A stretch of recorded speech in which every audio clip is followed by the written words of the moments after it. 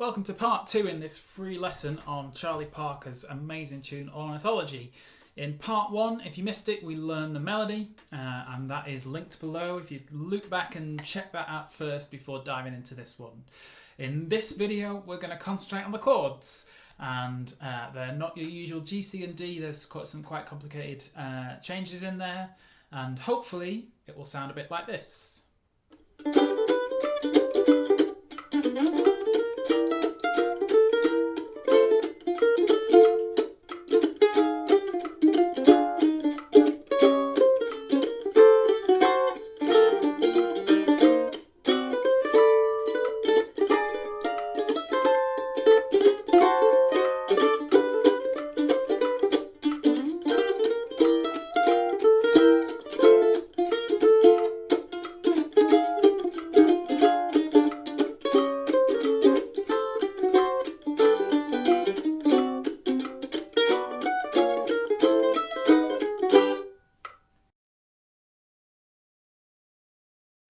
So first of all, everything we talk about today is in the PDF link below. I suggest you have that open as well because the chord progression is quite complicated.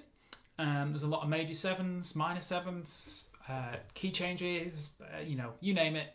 Charlie Parker's slipped it into this song. So the first thing that I would do, and I always do when I'm approached with a complicated jazz progression such as this one, is I go through and I find where all of the so-called 2-5-1 progressions are. And on the tab I've turned the original one blue so you can see all the different 2-5-1s. And by that, and I did a lesson on 2-5-1 chord progressions, which again I've linked below. 2-5-1, so if I talk in terms of music, if we're in the key of G, the 2 chord is A minor 7, and then the 5 chord is D7, and then it would go back to 1, which is G. Now, quite often doesn't go back to the 1, so it's just the 2-5 progression. And the shape, again, I'm not going to go into the theory, but I like this little trick that I found on the mandolin. So if you make the minor 7 shape, which in this instance is A minor 7, so it's 5-3-5, sounds like that. And then just to get to the, if that's your 2, just to get to the 5, you just lower your 3rd finger 1 fret. So it's now 4-3-5. So 5-3-5, 4-3-5. So you get A minor 7, D7. So just by moving your 1 finger you can change chord really quickly, which is dead useful in instances like this. So in all those instances that I have turned the chords blue, that's the shape that we're going to do. And it's all, for me, I just work out where the 2 is. So that's an A, so it's an A minor 7, what my 3rd finger's doing. So for example, on the second line, when we get F minor 7, just put your 3rd finger on F, which is there, and then you get your F minor 7, B flat 7. And you're not really having to think about the notes, you're just focusing on that shape to that shape with your 3rd finger on the 8th fret.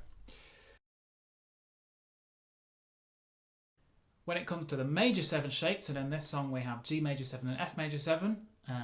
Again, I've done a full video of this, that's also linked below. You can use there's loads of different shapes you could use. You could do a G major 7 up here, there,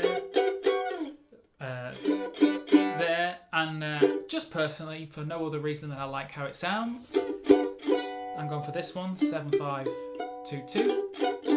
If your hand won't reach that, that's fine. You can do 0-0-2-2. I guess we'll come to this in the rhythm, but I like no open chords in this G. So you've got a bit more control over how it sounds. And then the F major 7 I've gone for is way down here, 10-7-7. Just the reason is because the chords before that are G minor 7, C7 to F7. So I like them all to be in the same place, which is why I've gone for that major 7 shape. Again, you could go for that F major 7. I guess the whole thing of this video is you can do whichever shape you want. I'm just showing you some little shortcuts that I would use to stop my hand flying all around. Because if we didn't, we'd have G major 7, G minor 7, C7, you'd have a lot of moving around if you didn't have these little tricks. So that's what I'm aiming to show you with this video. At the end of the song, in that second time bar, that kind of nice minor 7 rundown, B minor 7, B flat minor 7, A minor 7, A flat minor 7. Again, you could do from the 2-5-1 shape, you could. That's no problem doing that, but I just quite like if we slightly change our shape and add the bass in. That 1-4-4-5-5. I quite like how that sounds. So that's why I've gone for that. Quite a lot of my choices are, you know, how it sounds from one chord to the next. So, you know, I don't. Big jumps are kind of difficult, so there's a lot of connection between where all the chord shapes are. And when you get to an advanced mandolin standard, you should be thinking about things like this. You should sort of plan your chords in advance and experiment and work out which particular version of G major 7 sounds nicest. It's kind of an important factor of being an advanced player. So I suggest you go through the whole chord progression and work out which shape you're going to use. If I was to just talk you through it slowly, we've got G major 7, which is the one we've already talked about, and then it's G minor 7 to C7, does it again, and then to F major 7, which we've talked about, and then it goes to F minor 7, which again we've talked about, that's here, F minor 7, B flat 7, and then it goes to E flat 7, which again, if your B flat 7's there, the E flat 7 is there, which is nice and easy there. And then this is the kind of the only jump that I couldn't avoid. So we're on E flat 7 here, and then we want A minor 7 to D7. So I've jumped to the 2-5-1 shape there. And then we're into the first time bar. So if we're here for D7, I like the G minor 7 to be here. And then move that over for C minor 7, and then D7. And then still in the first time bar, so we've got from that D7 we go to B minor 7 to E7, and then A minor 7 to D7. So there's two 2-5-1s there at the end of the first time bar. And then we do it again, and then the second time bar, basic G, D7, and then our chromatic rundown, finish on a G. So I suggest you I've given you an example of all the shapes I would use, and I suggest that you maybe just get a piece of paper and write down what shapes you would like to use, or just copy mine, that's kind of no problem at all. And then we'll just have a little discussion of rhythm. So there's kind of like a little bit of a jazz rhythm, kind of, it's the bluegrass chop, but a bit more bounce that the whole thing is built on. So basically as though we're in a bluegrass band. It's a bass drum. But you can also put in 2 other rhythms. So I'd say the whole thing is built on that, but you can put in kind of so like 4 quavers at the end of the bar. So bass, drum,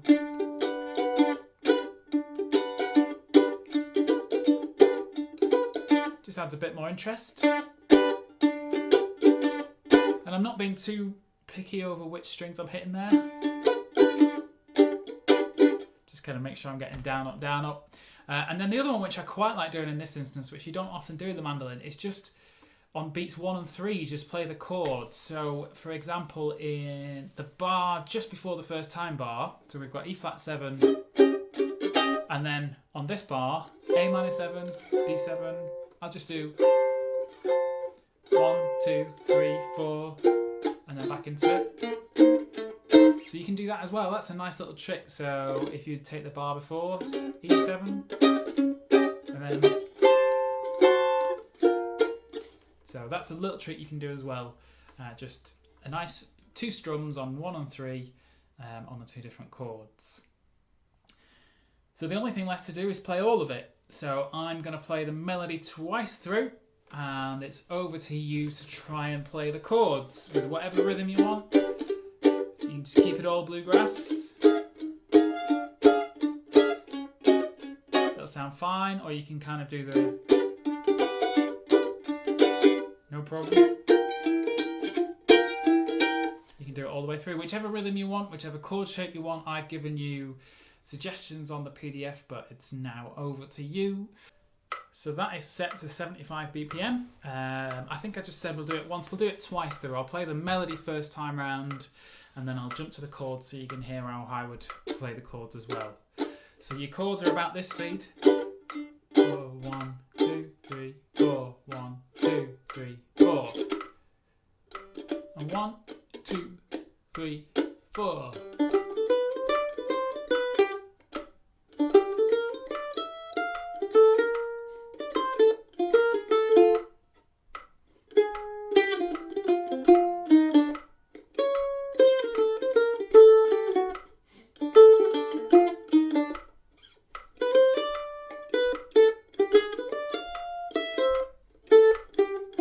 And repeat.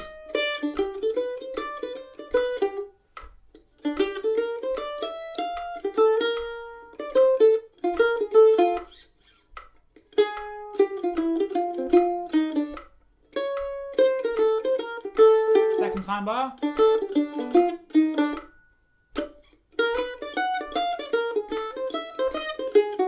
And again to the top.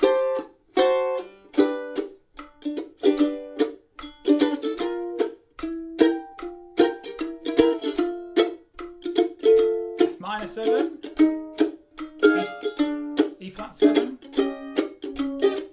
first time bar.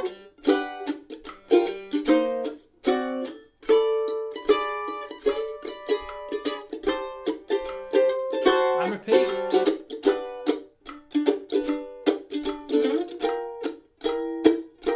F major 7, F minor 7, B flat 7, second time bar.